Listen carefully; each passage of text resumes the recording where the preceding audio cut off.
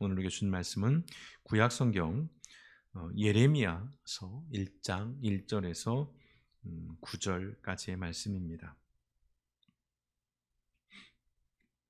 구약 성경 예레미야 1장 1절에서 9절까지의 말씀 우리 한 절씩 교독하시겠습니다. 예레미야 1장 1절에서 9절입니다. 1절입니다. 베냐민 땅 아나돗의 제사장들 중 힐기야의 아들 예레미야의 말이라.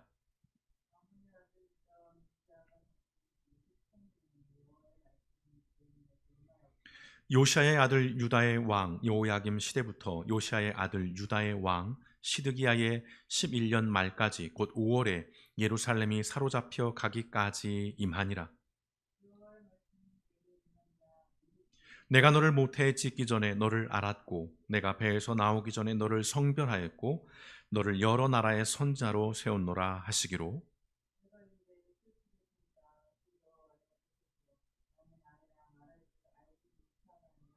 여호와께서 내게 이르시되 너는 아이라 말하지 말고 내가 너를 누구에게 보내든지 너는 가며 내가 내게 무엇을 명령하든지 너는 말할지니라.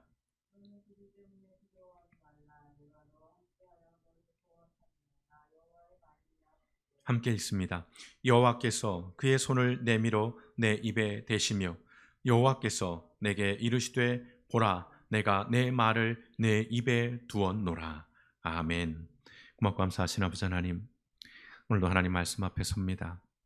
우리로 하여 이 말씀을 듣게 하시고 아버지 하나님 말씀에 있는 그 말씀의 의미를 곱씹으며 오늘 우리의 삶을 돌아보기를 원하오니 성령 하나님 말씀의 은혜를 우리 가운데 허락하시고 이 말씀이 그저 흘러가는 말씀이 아니라 우리의 삶 속에 녹아져서 우리의 삶으로 살아내어지는 살아있는 말씀이 될 수 있도록 생명과 능력의 말씀이 될 수 있도록 우리 성령 하나님께서 이 시간 기름 부어주시고 우리로 하여금 충만케 하여 주시옵소서. 오늘도 아버지 하나님 예배하며 예물을 올려드립니다. 드려진 예물 가운데 하나님 기억하시고 힘들고 어려운 삶의 여정 속에서도 기도의 제목을 담고 감사의 마음을 담아 하나님 앞에 올려드렸사오니 아버지 하나님이여 귀하게 받으시고 또한 아버지 하나님 쓰이는 곳마다 생명의 역사가 일어나게 하시며 또한 아버지 하나님 물질로 인하여 염려와 근심하며 또 하나님의 고통 가운데 있는 모든 믿음의 지체들 가운데 하나님의 위로의 손길이 임하여지게 하시고 아버지 하나님 이 어려운 시절을 능히 잘 견뎌내고 이겨낼 수 있도록 우리 하나님께서 날마다 채우시고 또한 공급하여 주시옵소서.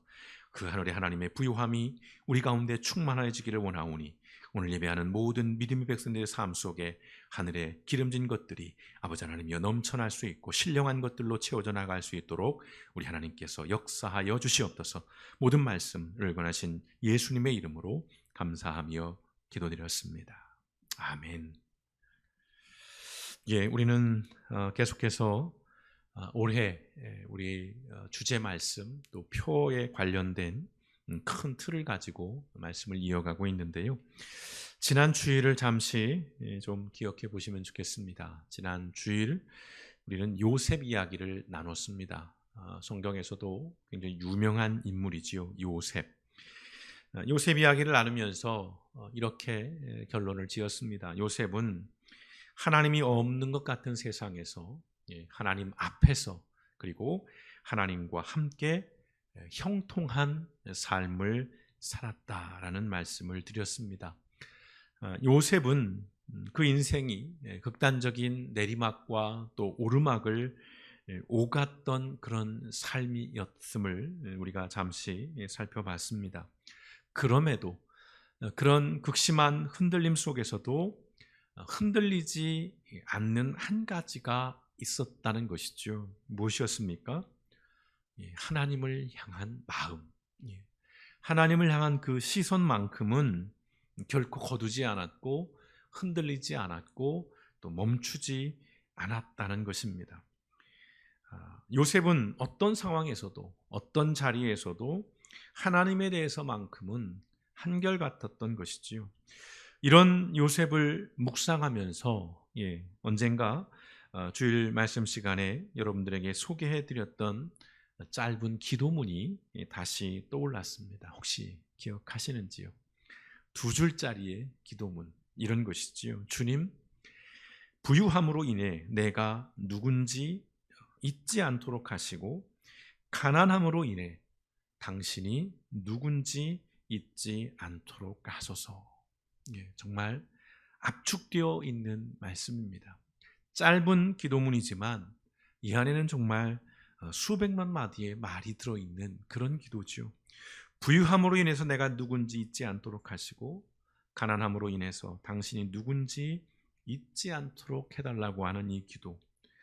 노예였을 때도, 죄수였을 때에도, 또 총리, 이인자의 자리에 올랐을 때에도 요셉은 하나님 앞에서 저렇게 기도하지 않았을까 싶습니다. 그런 마음이 듭니다. 하나님은 늘 우리와 함께 하시지요. 아주 이 명징한 이 명제를 우린 자주 잊고 살아갑니다. 요셉은 그런 하나님과 언제나 어디서나 함께하는 삶을 살았습니다. 누군가와 함께한다는 것은 바로 이런 것이지요.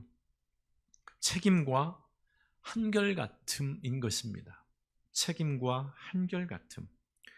얻을 것이 있고 또 필요할 때는 곁에 있다가도, 함께 하다가도 그 필요가 채워지면, 더 이상 얻을 것이 없다라고 판단되어지면 주저없이, 머뭇거림 없이 떠나버린다는 것은 함께 했다고 말할 수 없는 것이지요. 그것은 이용한 것입니다. 언젠가도 말씀드렸듯이 그것은 의리가 없는 것이지요. 함께 한다는 것은 한결같음을 의미합니다. 함께 한다는 것, 그러나 어렵지요. 누누이 말씀드립니다. 코로나 시대를 맞으면서 이 함께라고 하는 것에 대한 가치와 또 그 어려움들을 우리는 동시에 느끼고 경험하고 있는데요. 반려동물만이 아니라 사람도 버려지는 세상입니다. 이번 설 명절에는 또 얼마나 많은 반려동물들이 도로에 유기가 될지 좀 안타까운 마음들, 또 걱정스러운 마음들이 있습니다만은, 반려동물만이 아니라 사람조차도, 내가 낳은 자식조차도 거리낌 없이 버리는 그런 세상을 지금 우리는 살아갑니다. 함께 한다는 것 결코 쉬운 일만은 아니지요. 저는 오늘 이 요셉처럼 하나님과 함께하며 그 어려운 한결같은 삶을 살았던 사람을 또 한 명 소개하려고 합니다. 물론 요셉과는 조금은 결이 다른 사람입니다. 요셉이 묵묵하게 하나님 앞에서 살아간 사람이라면, 오늘 소개하려고 하는 이 사람은 그 사람의 별명에서도 우리가 알 수 있듯이 하나님 앞에서 격정적으로 살았던 사람입니다. 바로 눈물의 선지자라는 별명을 가진 예레미야입니다. 오늘 본문 말씀이죠. 예레미야는 제사장 가문 출신입니다. 요즘으로 보자면 목회자 가정의 그 가문의 출신인 것이지요. 하나님께서는 이 예레미야가 태어나기 전부터, 세상에 나오기 전부터 이미 선지자로 선택하고 부르셨습니다. 오늘 1장 5절의 말씀에 보시면, 내가 너를 모태에 찢기 전에 너를 알았고 내가 배에서 나오기 전에 너를 성별하였고 너를 여러 나라의 선지자로 세웠노라 라고 하나님 말씀하십니다. 그런데 예레미야는 이 하나님의 부르심 그리고 이 선택을 거부합니다. 완곡하게요. 6절이지요. 내가 아뢰었다. 아닙니다.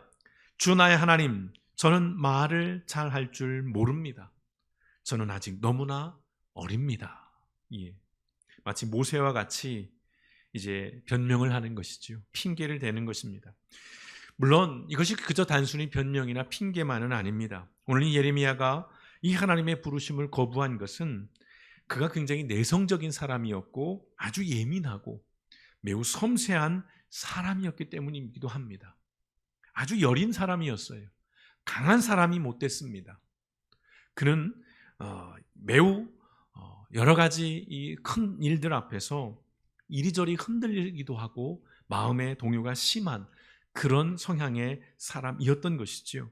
그런데 그것 때문만은 또 아닙니다. 외적인 이유가 있는 것이지요. 당시의 시대적 상황 때문에 그렇습니다.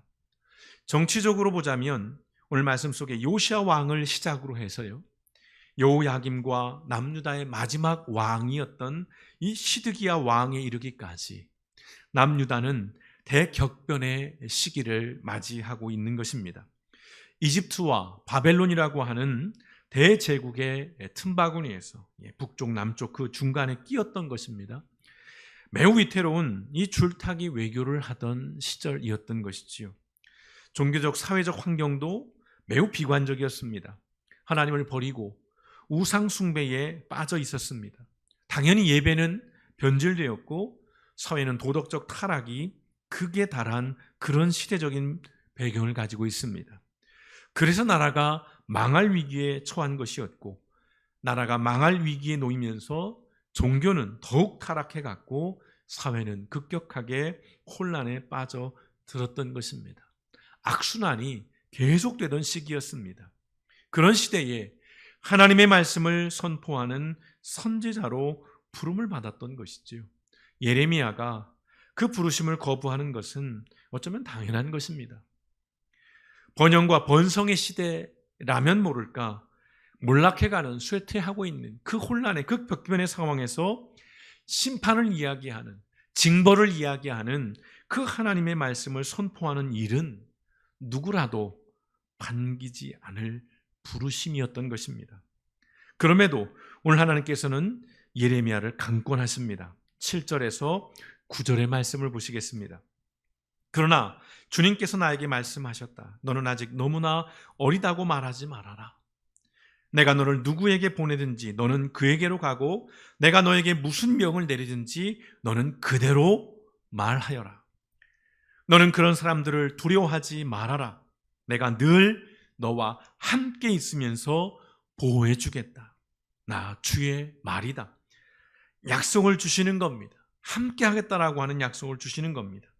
그런 다음에 주님께서 손을 내밀어 내 입에 대시고 내게 말씀하셨다.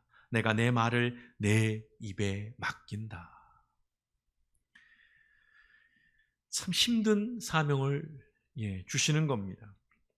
예레미야는 떠밀리듯이 이 말씀을, 하나님의 말씀을 전하는 선지자의 사명을 맡게 됩니다. 하나님의 말씀이 예레미야의 입에 위임됩니다. 이것의 의미가 무엇입니까? 이제 예레미야는 책임 있는 자가 된 것입니다. 하나님의 말씀을 위임받은 그 입술에 하나님의 말씀이 담겨 있는 말씀을 선포하는 선지자, 이제 책임 있는 자가 되었다는 것입니다. 이후에 예레미야는 무려 40년간요 선지자의 사명을 감당합니다. 하나님, 저는 못하겠습니다. 저는 아직 어리고 저는 말도 할 줄 모릅니다. 라고 그렇게 거부했었던, 두려워했었던 예레미야는 40년에 걸쳐서 이 선지자의 사명을 감당합니다. 그 과정에서 말할 수 없는 고난과 고통과 슬픔을 겪게 됩니다. 요시야 왕은 전쟁에서 죽습니다. 그의 아들은 이집트로 끌려가서 죽임을 당하고, 여호야김 왕은 바벨론에 의해서 죽임을 당하고, 유다의 마지막 왕인 시드기야 역시 죽임을 당합니다. 왕족들이, 왕가가 폐허가 됩니다. 아주 초토화가 되어버리는 겁니다. 남유다는 말할 것도 없는 것이죠. 백성들은 학살당하고 살아남은 자들은 노예로 끌려갑니다. 그러한 상황에서 예레미야는 끊임없이 남유다의 멸망을 미리 예언하고 또 그 망하는 것을 지켜보게 되지요. 그리고 끊임없이 그 백성들의 악행을 고발하면서 그럼에도 지속적으로 하나님께로 회개하고 돌아올 것을 강권합니다. 선포하는 것입니다. 그 과정에서 예레미야는 말할 수 없는 어려움들을 겪게 되지요. 이스라엘이 바벨론에 의해서 멸망할 것이라는 예언을 했다라고 하는 이유로 인해서 자신의 민족, 자기의 동포들에게 모욕과 조롱과 폭력을 당해야만 했습니다. 감옥에도 가고요, 우물에 던져지기도 하는, 이외에도 수없이 많은 어려움을 예레미야가 겪게 됩니다. 당시에 하나냐 같은 선지자는 이스라엘의 승리를 말하고 바벨론의 멸망을 예언했습니다. 예레미야는 반대의 이야기를 하는 것이죠. 아니다, 이스라엘은 망하지 않는다. 오히려 이스라엘이 바벨론을 하루 이틀이면 다 정복할 수 있다. 바벨론이 망하게 된다. 이런 이야기들을 선포하고 다녔던 것이지요. 당시에는 이 하나냐처럼 하나님의 말씀이라고 말하면서 사람들이 듣기 좋아하고 또 환영받을 만한 이야기만을 전하면서 부귀와 영화를 누리던 선지자들이 많았습니다. 그럴듯한 이야기를 하는 것입니다. 사람들에게 단순히 그저 가볍게 위로해주고 그저 기분 좋게 하는, 그러나 하나님의 말씀은 아닌 유사한 하나님의 말씀만을 전하면서 그들은 경제적인 이득을 취하고 존경을 받고 안락하고 평안한 그런 삶을 살았다는 것입니다. 그러나 예레미야는 그런 거짓 예언을 할 수가 없었던 것입니다. 핍박을 받고 구타와 강금과 모욕을 당해도 하나님의 말씀을 사실대로 그리고 성실하고 진실되게 전하고 외쳤다는 것이지요. 그렇게 40년입니다. 그렇게 40년 동안 예레미야는 자신의 그 사명을 한결같은 마음으로 감당합니다. 너무 힘들고 지치고 외로워서 더러 예레미야는 하나님 앞에 투정도 부리고 극심한 그 슬픔을 호소하기도 했습니다마는 예레미야는 끝내 그 자신이 받은 그 사명을 내려놓지 않았다는 것입니다. 포기하지 않았다는 것입니다. 멈추지 않았다는 것입니다. 예레미야 20장 9절 말씀에 이런 고백이 있습니다. 이제는 주님을 말하지 않겠다. 예레미야가 얘기하는 겁니다. 왜요? 너무 힘드니까. 하나님의 말씀을 전하면 전할수록 돌아온 것은 모욕과 조롱과 폭력이니까요. 내가 왜 이런 일을 당하면서까지 이 일을 해야 하나? 난 이제 못하겠다는 겁니다. 다시는 주님의 이름으로 외치지 않겠다라고 결심을 하여 보지만, 그러나 뭐라고 고백합니까? 그때마다 주님의 말씀이 나의 심장 속에서 불처럼 타올라 뼛속에까지 타들어가니 나는 견디다 못해 그만 항복하고 맙니다 라는 고백을 합니다. 하나님의 말씀을 전하는 일 어려워서 못하겠다, 나 그만두겠다라고 하는데 그런 마음이 들다가도 뼛속에서부터 견딜 수 없는 그 하나님 말씀에 대한 열정들, 그리고 주신 그 말씀을 선포하고자 하는 그 간절함이 오히려 더 크기 때문에 또다시 욕을 먹고 또다시 폭력을 당해도 하나님 말씀을 전하게 된다는 것이지요. 예레미야의 그 입술에 맡겨진 하나님의 말씀을 포기하지 않은 것입니다. 이 예레미야의 삶을 보면 예수님을 닮아 있습니다. 상황이 어떠하든 하나님께서 주신 사명을 끝까지 감당한 것입니다. 아무렇지도 않게 감당한 것은 아닙니다. 정말 쉽고 간단하게 감당한 것이 아닙니다. 예수님도 겟세마네 동산에서 정말 말할 수 없는 두려움과 외로움과 그 고통을 하나님 앞에 호소하면서 그렇게 몸부림치면서 결국은 그 잔을 받으셨고 십자가의 길을 걸어가신 것이지요. 오늘 예레미야는 현실과 적당히 타협하지 않았습니다. 사명의 무거움, 그 고단함으로 회피하거나 포기하지 않았다는 것입니다. 내가 유익할 때는 권리를 주장하다가도 내가 불리할 때는 나의 책임을 외면하는 그런 기회주의적인 삶을 살지 않았습니다. 사람들이 듣기 좋아하는 말만을 하면서 당시의 시대의 상황과 무엇보다 하나님의 준엄한 심판이 놓여있는 그 시대적인 상황들을 있는 그대로 사람들에게 선포하고 외치고 알리는 것이 아니라 그저 적당히 눈과 귀를 가리면서 메시지가 아닌 마사지만 하는 그런 삶을 살지 않았다는 것입니다. 하나님 앞에서 하나님과 함께 살아간다는 것은 바로 이런 것입니다. 내게 주어진 사명을 한결같은 마음으로 감당하며 살아가는 것입니다. 예레미야의 말씀을 묵상하면서 떠오른 말이 있습니다. 여러분도 잘 아시는 말이죠. 붕어빵에는 붕어가 없다. 붕어빵에는 붕어가 없다. 유사품으로는 빈대떡에는 빈대가 없다라는 것도 있다고 합니다. 붕어빵에는 붕어가 없다는 말. 몇 년 전 후배 목사님이 저에게 이런 이야기를 했습니다. 요즘 신학생들이 소명의식은 없고 직업의식만 있다라는 이야기를 했습니다. 근데 사실요, 직업의식만 있어도 감사한 일입니다. 그 목사라고 하는 직업의식, 목사라고 하는 그 직업의식만 있어도 감사한 요즘이지요. 직업의식조차도 없다는 것입니다. 굳이 이름을 붙여보면 직장의식밖에는 없다는 겁니다. 먹고 살기 위한 일, 그 이상도 그 이하도 아니라는 것이지요. 참 씁쓸하고 안타까운 그런 이야기입니다. 그런데 여러분, 어디 신학생들만 그럴까요? 이름하여 정계에 정치인이 없습니다. 법조계에 법조인이 없습니다. 언론계에 언론인이 없습니다. 교육계에 선생이 없고 학계에 학자가 없고 의료계에 의료인이 없습니다. 무엇보다 기독교에 그리스도인이 없습니다. 물론 좀 과장된 말씀입니다. 조금은 극단적인 표현입니다. 거창한 소명의식은 고사하고 직업의식조차 없다라는 것입니다. 그 직업에 합당한 가치관이나 윤리관이 없다는 것입니다. 붕어빵에 붕어가 없는 것은 용서할 수 있습니다. 그러나 소명의식과 직업의식이 없는 것은 대단히 위험한 일이고 불행한 일인 것입니다. 정치인이 정치인으로 살지 않습니다.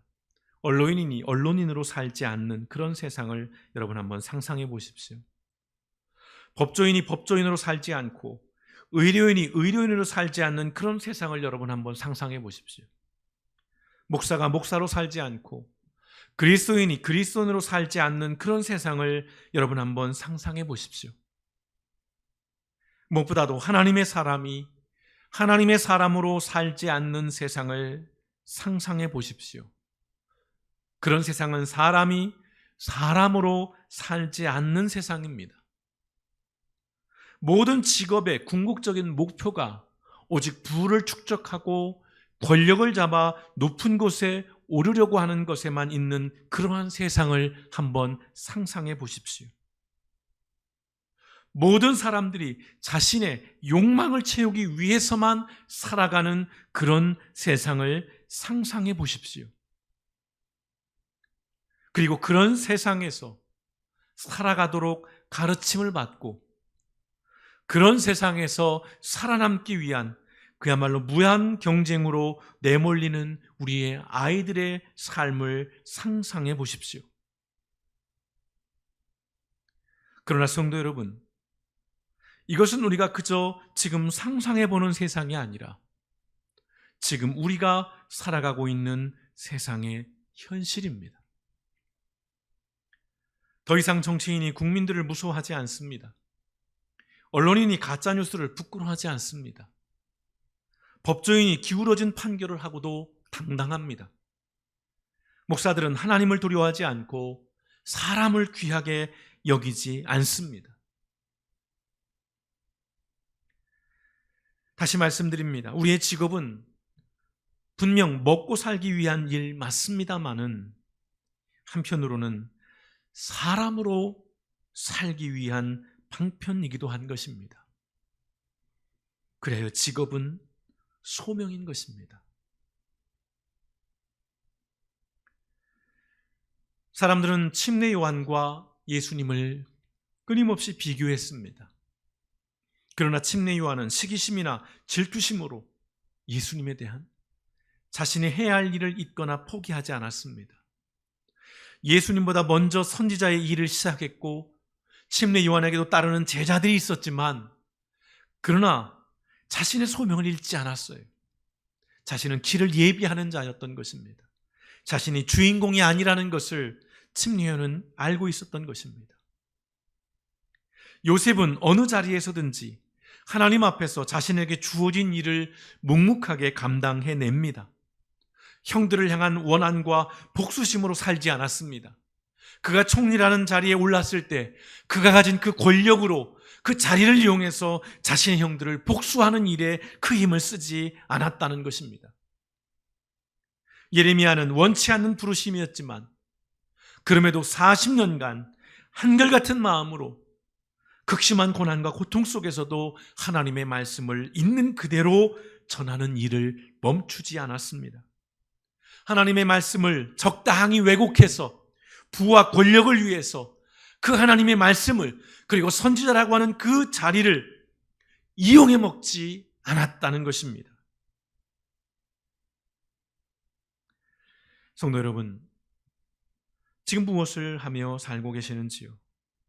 지금 여러분이 계시는 그 자리와 여러분이 하시는 그 일은 그것이 무엇이 되었든 먹고 살기 위한 일만은 아니라는 사실을 다시금 기억했으면 좋겠습니다.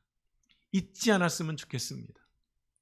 내가 원하는 일이었든 내가 원치 않는 일이었든 그 자리에서 우리가 살아내야 하는 삶은 결국 하나님 앞에서 하나님의 사람으로 살아가는 것입니다. 잘 해내는 것도 중요하지만 그보다 더 중요한 것은 포기하지 않는 것입니다. 기억하시면 좋겠습니다. 하나님께서는 언제나 성도 여러분과 여러분의 삶의 자리에 함께 하십니다. 지치고 힘들 때 이 사실이 위로가 되기를 소망해 봅니다. 하나님께서 여러분의 수고를 알고 계십니다. 하나님께서 여러분을 결코 홀로 두지 않으신다는 사실을 잊지 않으셨으면 좋겠습니다. 내가 서 있는 나의 삶의 자리에서 나를 부르신 하나님을 기억하면서 나는 무엇을 해야 하는지, 내가 하는 일 속에 나에게 주어진 소명은 무엇이고 이 일을 통해서 내가 살아내야 할 하나님의 사람으로서의 삶의 모습은 무엇인지를 진지하게 고민하고 또 고민하면서 현실은 어렵지만 그럼에도 포기하거나 타협하지 않고 내게 주신 소명을, 사명을 내가 서 있는 그 자리에서 묵묵히 하나님과 함께 감당해 나가시는 저 여러분, 우리 길법교회 모든 성도님, 오늘 함께하는 모든 믿음의 지혜들 되시기를 주님의 이름으로 축원드립니다.